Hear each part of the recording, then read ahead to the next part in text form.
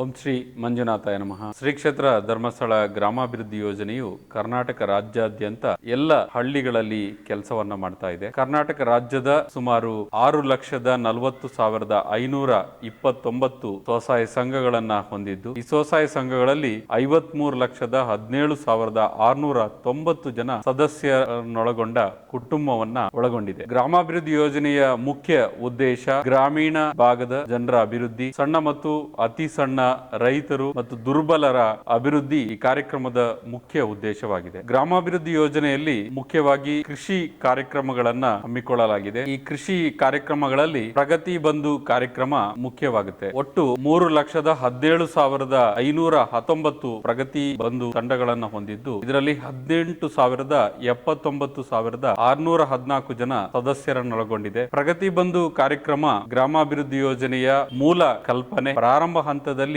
ಈ ಕಾರ್ಯಕ್ರಮ ಪ್ರಾರಂಭವಾಗಿದ್ದೇ ಪ್ರಗತಿ ಬಂಧು ಕಾರ್ಯಕ್ರಮದ ಮೂಲಕ. ಪ್ರಗತಿ ಬಂಧು ಅಂತ ಹೇಳಿದ ಕೂಡಲೇ ಇಲ್ಲಿ ಕೃಷಿಕರು ಇರುವಂತಹ ಒಂದು ಸಂಘ, ಕೃಷಿಕರನ್ನ ಒಳಗೊಂಡಿರುತ್ತೆ. 5ರಿಂದ 8 ಜನ ಸದಸ್ಯರಿರುವಂತಹ ಒಂದು ಸಂಘಕ್ಕೆ ನಾವು ಪ್ರಗತಿ ಬಂಧು ಅಂತ ಹೇಳ್ತೀವಿ. ಈ ಪ್ರಗತಿ ಬಂಧು ಕಾರ್ಯಕ್ರಮದ ಪ್ರಯೋಜನಗಳೇನು ಅಂತ ಹೇಳಿದ್ರೆ, ವಾರಕ್ಕೆ ಒಂದು ದಿನ ಶ್ರಮ ವಿನಿಮಯ ಈ ಪ್ರಗತಿ ಬಂಧು ತಂಡದಲ್ಲಿ ಇರುತ್ತೆ. ವಾರಕ್ಕೆ ಒಬ್ಬರ ಮನೆಯಲ್ಲಿ ಕೃಷಿಗೆ ಸಂಬಂಧಿಸಿದ ಬೇರೆ ಬೇರೆ ಕೆಲಸಗಳನ್ನ ಇವರು ಹಮ್ಮಿಕೊಳ್ತಾರೆ. ವಾರಕ್ಕೆ 10 ರೂಪಾಯಿಯಿಂದ 20 ರೂಪಾಯಿವರೆಗೆ ಉಳಿತಾಯವನ್ನ ಮಾಡ್ತಾರೆ. ಆರ್ಥಿಕ ಅಭಿವೃದ್ಧಿಗೆ, ಅವರ ಕುಟುಂಬದ ಅಭಿವೃದ್ಧಿಗೋಸ್ಕರ ಪ್ರಗತಿ ನಿಧಿ ಕಾರ್ಯಕ್ರಮ ಇರುತ್ತೆ. ಕೃಷಿಗೆ ಸಂಬಂಧಿಸಿದ ಅನೇಕ ತರಬೇತಿ ಕಾರ್ಯಕ್ರಮಗಳು ಈ ಸಂಘದ ಸದಸ್ಯರಿಗೆ ಅಳವಡಿಸಲಾಗುತ್ತೆ. ಅವರ ಆರೋಗ್ಯದ ರಕ್ಷಣೆಗೋಸ್ಕರ ಸಂಪೂರ್ಣ ಸುರಕ್ಷಾ LIC ಪಾಲಿಸಿಗಳನ್ನ, ಜೀವ ಭದ್ರತೆಯನ್ನ ಈ ಸದಸ್ಯರಿಗೆ ಒಳಗೊಳ್ಳಲಾಗುತ್ತೆ. ಗ್ರಾಮಾಭಿವೃದ್ಧಿ ಯೋಜನೆಯ ಎಲ್ಲ ಕಾರ್ಯಕ್ರಮಗಳಲ್ಲಿ ಪ್ರಗತಿ ಬಂಧು ತಂಡದ ಸದಸ್ಯರು ಹೆಚ್ಚು ಸಕ್ರಿಯವಾಗಿ ಭಾಗವಹಿಸುತ್ತಾರೆ. ಇಲಾಖೆಯ ಅನುದಾನಗಳನ್ನ, ಇಲಾಖೆಯ ಸಹಭಾಗಿತ್ವದ ಅನೇಕ ಕಾರ್ಯಕ್ರಮಗಳನ್ನ ಪ್ರಗತಿ ಬಂಧು ತಂಡದವರಿಗೆ ಹೆಚ್ಚಿನ ಆದ್ಯತೆಯ ಮೂಲಕ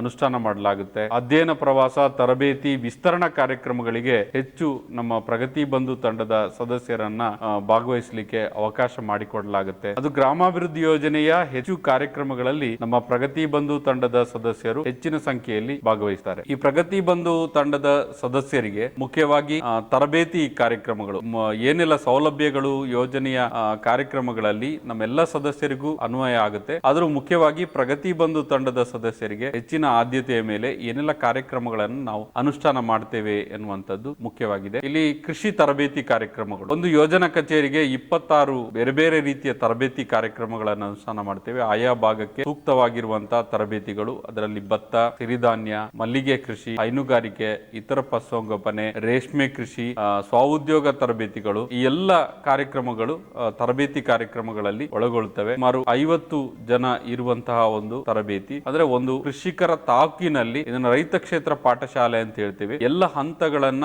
ಈ ತರಬೇತಿಯಲ್ಲಿ ತೋರಿಸಲಾಗುತ್ತದೆ. ಅವರು ಅಲ್ಲೇ ಬಂದು ಆ ಒಂದು ತರಬೇತಿಯಲ್ಲಿ ಭಾಗವಹಿಸಿ, ತರಬೇತಿಯಲ್ಲಿ ಸಂಪೂರ್ಣವಾಗಿ ಯಾವ ಚಟುವಟಿಕೆಯನ್ನ ತರಬೇತಿ ಇರ್ತದೋ ಅದರ ಸಂಪೂರ್ಣ ಚಿತ್ರಣ ಇರುತ್ತೆ. ಒಂದು ಪ್ರಗತಿಪರ ರೈತರ ಮನೆಯಲ್ಲಿ ಇರುವುದರಿಂದ ಆ ತರಬೇತಿಯಲ್ಲಿ ಅವರಿಗೆ ಆ ರೈತ ಯಾವ ರೀತಿ ಅನುಷ್ಠಾನ ಮಾಡಿದ್ದಾನೆ, ಪ್ರಾಥಮಿಕವಾಗಿ ಯಾವ ರೀತಿಯಲ್ಲಿ ಮಾಹಿತಿಯನ್ನು ಪಡ್ಕೋಬೇಕು, ಇಲಾಖೆಯಿಂದ ಯಾವ ರೀತಿ ಸಹಾಯ ಸಿಗುತ್ತೆ, ಈ ತರಬೇತಿ ಆದ ನಂತರ ಗ್ರಾಮಾಭಿವೃದ್ಧಿ ಯೋಜನೆಯಿಂದ ಇವರಿಗೆ ಯಾವ ರೀತಿಯ ಸಪೋರ್ಟ್ ಸಿಗುತ್ತೆ ಎನ್ನುವಂಥದ್ದನ್ನ ರೈತ ಕ್ಷೇತ್ರ ಪಾಠಶಾಲೆಯ ಮೂಲಕ ಮಾಡಿ, ಕಲಿ, ನೋಡಿ, ತಿಳಿ ಎನ್ನುವಂತ ರೀತಿಯಲ್ಲಿ ತರಬೇತಿಯನ್ನ ಆಯೋಜಿಸಲಾಗುತ್ತೆ. ಈ ತರಬೇತಿಗೆ ಸುಮಾರು 2,000 ರೂಪಾಯಿ ಅನುದಾನ ಇರುತ್ತೆ. ಒಂದು ತಾಲೂಕಿನಲ್ಲಿ 26 ತರಬೇತಿ, ಬೇರೆ ಬೇರೆ ರೀತಿಯ ತರಬೇತಿಯಲ್ಲೂ 1 ವರ್ಷಕ್ಕೆ ಅನುಷ್ಠಾನ ಮಾಡಲಾಗುತ್ತೆ. ಇದಾದ ನಂತರ ವಿಸ್ತರಣಾ ಕಾರ್ಯಕ್ರಮದಲ್ಲಿ ಅಧ್ಯಯನ ಪ್ರವಾಸ ಅಂತ ಹೇಳಿ ಒಂದು ತಾಲೂಕಿಗೆ 10 ಅಧ್ಯಯನ ಪ್ರವಾಸ ಇರುತ್ತೆ. 2 ರೀತಿಯ ಅಧ್ಯಯನ ಪ್ರವಾಸಗಳನ್ನ ಹಮ್ಮಿಕೊಳ್ತೇವೆ. ಒಂದು ಕೃಷಿ ಅಧ್ಯಯನ ಪ್ರವಾಸ, ಮತ್ತೊಂದು ಸ್ವಉದ್ಯೋಗ ಅಧ್ಯಯನ ಪ್ರವಾಸ ಅಂತ ಹೇಳಿ 25 ಸದಸ್ಯರಿಗೆ, ಒಂದು ಅಧ್ಯಯನ ಪ್ರವಾಸದಲ್ಲಿ 25 ಸದಸ್ಯರಿಗೆ ಭಾಗವಹಿಸಲಿಕ್ಕೆ ಅವಕಾಶ ಇರುತ್ತೆ. ಆಸಕ್ತರು ಮತ್ತು ಪ್ರಗತಿ ನಿಧಿ ಯೋಜನೆಯನ್ನ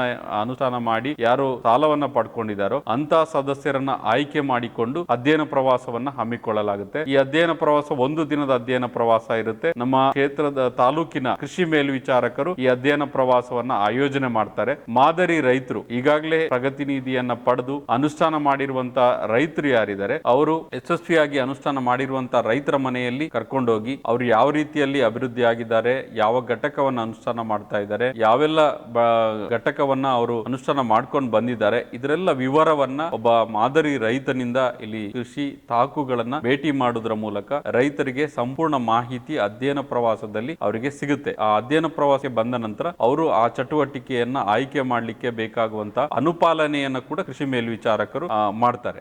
ಒಂದು ಅಧ್ಯಯನ ಪ್ರವಾಸದಲ್ಲಿ 25 ಜನ ಸದಸ್ಯರು ಭಾಗವಹಿಸಿದ್ದಾರೆ ಅಂತ ಹೇಳಿದ್ರೆ 25 ಜನ ಸದಸ್ಯರು ಮುಂದಿನ ದಿನಗಳಲ್ಲಿ ಏನು ಚಟುವಟಿಕೆಯನ್ನು ಹಮ್ಮಿಕೊಳ್ತಾರೆ, ಅವರಿಗೆ ಆರ್ಥಿಕ ಸಹಕಾರ ಬೇಕಾ, ಇಲಾಖೆಯಿಂದ ಸಹಾಯ ಬೇಕಾ, ಇದರ ಅನುಪಾಲನೆ ಮುಂದಿನ ದಿನಗಳಲ್ಲಾಗುತ್ತೆ. ಇದು ಕೃಷಿ ಕಾರ್ಯಕ್ರಮದ ಅಧ್ಯಯನ ಪ್ರವಾಸದಿಂದ ಸಿಗುವಂತ ಪ್ರಯೋಜನ. ಮೂರನೇದಾಗಿ ಕೃಷಿ ಕಾರ್ಯಕ್ರಮದ ಅನುದಾನದಲ್ಲಿ ವಿಸ್ತರಣಾ ಕಾರ್ಯಕ್ರಮಕ್ಕೆ ಅನುದಾನ ಕಾರ್ಯಕ್ರಮ, ಇದರಲ್ಲಿ ಸಸಿ ವಿತರಣೆ ಕಾರ್ಯಕ್ರಮ, ಯಂತ್ರೋಪಕರಣ ಕಾರ್ಯಕ್ರಮ ಮತ್ತು ಸ್ವಉದ್ಯೋಗ ಆಧಾರಿತ ಚಟುವಟಿಕೆ ಅನುಷ್ಠಾನಕ್ಕೆ ಅನುದಾನ ಕಾರ್ಯಕ್ರಮ. ಸಸಿ ವಿತರಣೆಯಲ್ಲಿ ಆಯಾಯ ಪ್ರದೇಶದಲ್ಲಿ ಹೊಸ ಕೃಷಿಗಳನ್ನ ಯಾರು ಅನುಷ್ಠಾನ ಮಾಡ್ತಾರೆ, ಈಗಾಗಲೇ ತೋಟಗಾರಿಕಾ ಬೆಳೆಗಳಾದ ಮಾವು, ಚಿಕ್ಕು, ಹಲಸು ಈ ರೀತಿಯ ಅನುದಾನಗಳು. ಪುಷ್ಪ ಬೇಸಾಯದಲ್ಲಿ ಹೊಸ ಜರಬೇರ ಅಥವಾ ಗೊಂಡೆ ಹೂ, ಮಲ್ಲಿಗೆ ಇಂತಹ ಚಟುವಟಿಕೆಗಳು, ಲಿಂಬೆ ಈ ರೀತಿಯ ಹೊಸ ಕೃಷಿಗಳನ್ನ, ಬಾಳೆ ಈ ರೀತಿ ಹೊಸ ಕೃಷಿ ಯಾರು ಅನುಷ್ಠಾನ ಮಾಡ್ತಾರೋ ಅಂತ ಸದಸ್ಯರಿಗೆ ಅವರು ತಗೊಂಡ ಪ್ರಗತಿ ನಿಧಿಯ ಆಧಾರದ ಮೇಲೆ ಅನುದಾನವನ್ನು ಘಟಕಕ್ಕೆ 5,000 ರೂಪಾಯಿ ಅನುದಾನ ಈ ಸಸಿ ವಿತರಣಾ ಕಾರ್ಯಕ್ರಮದಲ್ಲಿ ಲಭ್ಯ ಇದೆ. ವಿಸ್ತರಣಾ ಕಾರ್ಯಕ್ರಮದಲ್ಲಿ ಹೊಸ ಘಟಕಗಳು, ಹೈನುಗಾರಿಕೆ, ಆಡು ಸಾಕಾಣಿಕೆ, ಸ್ವಉದ್ಯೋಗ ಆಧಾರದಲ್ಲಿ ಬರುತ್ತೆ. ಈ ಒಂದು ಇದರಲ್ಲೂ ಕೂಡ ಅವರಿಗೆ ಅನುದಾನಗಳು ಲಭ್ಯ ಇದೆ. ಒಂದು ಘಟಕಕ್ಕೆ ಪ್ರಗತಿ ನಿಧಿ ಆಧಾರದಲ್ಲಿ 2,500ದಿಂದ 5,000 ರೂಪಾಯಿವರೆಗೆ ಹೈನುಗಾರಿಕೆ ಮತ್ತು ಆಡು ಸಾಕಾಣಿಕೆ ಇಂಥ ಘಟಕಗಳಿಗೆ ಅನುದಾನಗಳು ಲಭ್ಯ ಇದೆ. ನಂತರದಲ್ಲಿ ಅವರು ಅನುಷ್ಠಾನ ಮಾಡಿರುವಂತಹ ಯಂತ್ರೋಪಕರಣಗಳಿಗೆ ಟ್ರ್ಯಾಕ್ಟರ್ ಇರಬಹುದು, ಟಿಲ್ಲರ್, ಕೃಷಿಗೆ ಸಂಬಂಧಿಸಿದ ಕಳೆ ತೆಗೆಯುವ ಯಂತ್ರ, ಹಾಲು ಕರೆಯುವ ಯಂತ್ರ, ರೋಟಿ ಮಿಷನ್, ಸ್ವಉದ್ಯೋಗಕ್ಕೆ ಸಂಬಂಧ ಯಾವುದೇ ಯಂತ್ರೋಪಕರಣಗಳನ್ನ ಅವರು ಮುಂಚಿತವಾಗಿ ನಮ್ಮ ಕೃಷಿ ಮೇಲ್ವಿಚಾರಕರು ಅಥವಾ ಮೇಲ್ವಿಚಾರಕರಲ್ಲಿ ಮಾಹಿತಿಯನ್ನು ಪಡೆದು ತರಬೇತಿ ಕಾರ್ಯಕ್ರಮ, ಅಧ್ಯಯನ ಪ್ರವಾಸಗಳಿಗೆ ಭೇಟಿ ನೀಡಿ ನಮ್ಮ ಪ್ರೇರಣೆಯಿಂದ ತಗೊಂಡಲ್ಲಿ ಅಂತವರಿಗೆ ಘಟಕಕ್ಕೆ ಗರಿಷ್ಠ 5,000 ರೂಪಾಯಿ ಅನುದಾನ ಸ್ವಉದ್ಯೋಗ ಕಾರ್ಯಕ್ರಮಗಳಿಗೆ ಲಭ್ಯ ಇದೆ. ಇದಲ್ಲದೆ ಹಸಿರು ಇಂಧನ ಕಾರ್ಯಕ್ರಮ, ನಮ್ಮ ಭವಿಷ್ಯದ ಇಂಧನ ಅಂತ ಹೇಳ್ತೇವೆ. ಈಗಾಗಲೇ ನಾವು ವಿದ್ಯುತ್, ಪೆಟ್ರೋಲಿಯಂ ಪ್ರಾಡಕ್ಟ್ ಏನು ಇಂಧನಗಳು ಬರ್ತಾ ಇದೆಯೋ ಇದಕ್ಕೆ ನಾವು ಅವಲಂಬಿತರಾಗಿದ್ದೇವೆ. ಇದನ್ನು ಬಿಟ್ಟು ನಾವು ಹಸಿರು ಇಂಧನ ಕಾರ್ಯಕ್ರಮಗಳು ಅಂತೇಳಿ ಸೋಲಾರ್, ಗೋಬರ್ ಗ್ಯಾಸ್ ಈ 3 ಕಾರ್ಯಕ್ರಮಗಳನ್ನ ಅನುಷ್ಠಾನ ಮಾಡ್ತಾ ಇದ್ದೇವೆ. ಸೋಲಾರ್ ನಮಗೆ ಯಥೇಚ್ಛವಾಗಿ ಸಿಗುವಂತ ಇಂಧನ ಮೂಲ. ಸೂರ್ಯ ಇದ್ರೆ ಮಾತ್ರ ನಾವು ಇರ್ಲಿಕ್ಕೆ ಸಾಧ್ಯ, ಸೂರ್ಯ ಇಲ್ಲ ಅಂದ್ರೆ ಖಂಡಿತ ಈ ಭೂಮಿ ಇರುವುದಿಲ್ಲ. ಹಾಗಾಗಿ ಸೋಲಾರ್ ಕಾರ್ಯಕ್ರಮ ಏನಿದೆ ಅದು ಅತ್ಯಂತ ಯಶಸ್ವಿಯಾದ ಇಂಧನ ಮೂಲ. ಈ ಒಂದು ಸೋಲಾರ್ ಕಾರ್ಯಕ್ರಮಕ್ಕೆ ನಾವು ಹೆಚ್ಚಿನ ಆದ್ಯತೆಯನ್ನ ಕೊಡ್ತಾ ಬಂದಿದ್ದೇವೆ. ಸೋಲಾರ್ ಘಟಕ ಅನುಷ್ಠಾನ ಮಾಡಿದಂತ ಸದಸ್ಯರಿಗೆ ಯಾರೇ ಆದ್ರೂ ಅವರು ಪ್ರಗತಿ ನಿಧಿ ಆಧಾರದಲ್ಲಿ ತಗೊಂಡ್ರೆ 750 ರೂಪಾಯಿ ಒಂದು ಘಟಕಕ್ಕೆ ಸೋಲಾರ್ ಕಾರ್ಯಕ್ರಮಕ್ಕೆ ಅನುಷ್ಠಾನ ಆಗುತ್ತೆ. ಅದರಿಂದ ಮುಖ್ಯವಾಗಿ ಸೋಲಾರ್ ಅಳವಡಿಕೆ ಮಾಡೋದ್ರಿಂದ ಅವರಿಗೆ ಸಾಕಷ್ಟು ಪ್ರಯೋಜನಗಳು ಸಿಗುತ್ತೆ. ಅವರ ಮಕ್ಕಳ ವಿದ್ಯಾಭ್ಯಾಸಕ್ಕೆ ನಿರಂತರ ಬೆಳಕಿನ ವ್ಯವಸ್ಥೆ ಆಗುತ್ತೆ, ಸ್ವಉದ್ಯೋಗಕ್ಕೆ ಬೇಕಾಗುವಂತಹ ಇಂಧನ ಸಿಗುತ್ತೆ ಮತ್ತು ಅವರ ಮನೆಯಲ್ಲಿ ನಿರಂತರವಾಗಿ ವಿದ್ಯುತ್ತಿನ ವ್ಯವಸ್ಥೆ ಸೋಲಾರ್ ಕಾರ್ಯಕ್ರಮದಿಂದ ಆಗ್ಲಿಕ್ಕೆ ಸಾಧ್ಯ ಆಗುತ್ತೆ.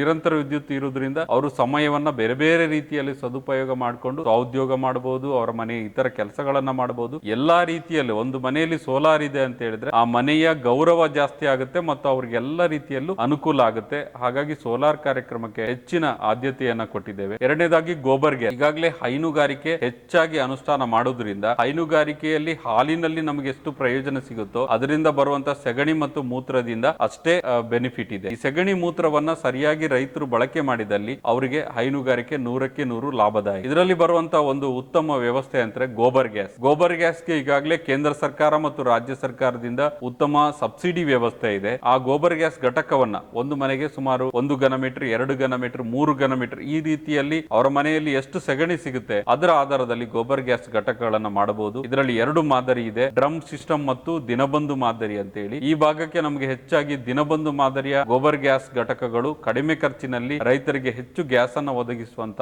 ವ್ಯವಸ್ಥೆ ಇದೆ. ಅದೇ ರೀತಿ ಡ್ರಮ್ ಒಂದ್ ಸ್ವಲ್ಪ ಖರ್ಚು ಜಾಸ್ತಿ, ಆದರೆ ಉತ್ತಮ ನಿರ್ವಹಣೆ ಮತ್ತು ಬಳಕೆಯಿಂದ ಹೆಚ್ಚಿನ ಸಮಯ ಬಾಳಿಕೆ ಬರುತ್ತೆ. ಯಾವುದೇ ತಾಂತ್ರಿಕ ಸಮಸ್ಯೆಗಳು ಈ ಡ್ರಮ್ ಸಿಸ್ಟಮ್ ಅಲ್ಲಿ ಇಲ್ಲ.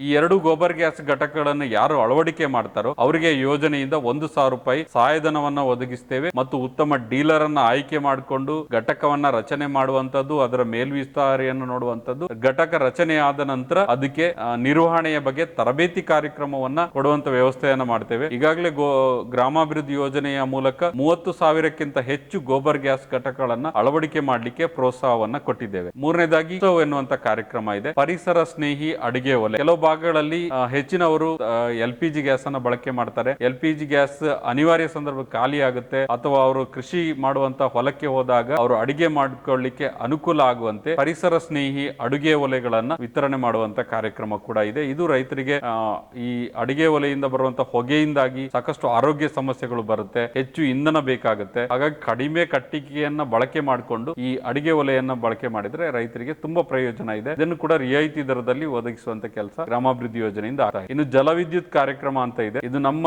ಹೆಚ್ಚಿನ ಏರಿಯಾಗಳಿಗೆ ಬಳಕೆ ಆಗಲ್ಲ. ಮಲೆನಾಡು ಏರಿಯಾಗಳಿಗೆ ಎಲ್ಲಿ ನಿರಂತರವಾಗಿ ನೀರಿನ ವ್ಯವಸ್ಥೆ ಇದೆಯೋ ಅಲ್ಲಿ ಸಣ್ಣ ಜಲವಿದ್ಯುತ್ ಘಟಕ 10,000 ರೂಪಾಯಿ, 15, 25, 1 ಲಕ್ಷದವರೆಗೆ ಅಂದ್ರೆ 300 ವ್ಯಾಟಿನ ಒಂದು ಘಟಕವನ್ನ ಅನುಷ್ಠಾನ ಮಾಡೋದಾದ್ರೆ 75ರಿಂದ 1 ಲಕ್ಷ ಆಗುತ್ತೆ. ಅವ್ರ ಮನೆಗೆ ಬೇಕಾಗುವಂತ ಎಲ್ಲ ವಿದ್ಯುತ್ ಈ ಜಲವಿದ್ಯುತ್ ಸುಮಾರು 250ಕ್ಕಿಂತ ಹೆಚ್ಚು ಘಟಕಗಳನ್ನ ಗ್ರಾಮಾಭಿವೃದ್ಧಿ ಯೋಜನೆಯ ಪ್ರೇರಣೆ ಮತ್ತು ಆರ್ಥಿಕ ಸಹಕಾರದಿಂದ ಈ ಕಾರ್ಯಕ್ರಮ ಅನುಷ್ಠಾನ ಮಾಡಲಾಗಿದೆ. ಇದಲ್ಲದೆ ನಮ್ಮೂರು ನಮ್ಮ ಕೆರೆ ಅಂತ ಕಾರ್ಯಕ್ರಮ ಇದೆ. ಊರಿನಲ್ಲಿರುವಂತಹ ಕೆರೆಗಳನ್ನ ಅಭಿವೃದ್ಧಿ ಮಾಡುವಂತ ಕಾರ್ಯಕ್ರಮ. ಸರ್ಕಾರ ಈಗಾಗಲೇ ಸಾಕಷ್ಟು ಕೆರೆಗಳನ್ನ ಆಯ್ಕೆ ಮಾಡಿಕೊಂಡು ಹೂಳೆತ್ತುವಂತ ಕೆಲಸವನ್ನ ಮಾಡಿದೆ. ಅದರ ಪರಮ ಪೂಜ್ಯ ಡಾಕ್ಟರ್ ವೀರೇಂದ್ರ ಹೆಗ್ಡೆ ಅವರು ಈ ಒಂದು ಕಾಳಜಿಯಿಂದ ಕೆರೆಗಳು ಉಳಿಬೇಕು, ನೀರಿನ ಸಂಪನ್ಮೂಲಗಳು ಜಾಸ್ತಿ ಆಗಬೇಕು, ಇದರಿಂದಾಗಿ ಊರಿನಲ್ಲಿ ಕುಡಿಯುವ ನೀರು ಮತ್ತು ನಮ್ಮ ದನಕರುಗಳಿಗೆ ಬೇಕಾಗುವಂತ ನೀರಿನ ವ್ಯವಸ್ಥೆಯನ್ನ ಮಾಡ್ಲಿಕ್ಕೆ ಸಾಧ್ಯ ಇದೆ ಅಂತ ಹೇಳಿ ಸುಮಾರು ಕೆರೆಗಳನ್ನ ಈಗಾಗಲೇ ವರ್ಷಕ್ಕೆ 150ಕ್ಕಿಂತ ಜಾಸ್ತಿ ಕೆರೆಗಳನ್ನ ಆಯ್ಕೆ ಮಾಡಿಕೊಂಡು ಹೂಳೆತ್ತುವಂತ ಕಾರ್ಯಕ್ರಮ ಮಾಡ್ತೇವೆ. ಇದಕ್ಕೆ 5 ಲಕ್ಷದಿಂದ 10 ಲಕ್ಷದವರೆಗೆ ಆ ಕೆರೆಯ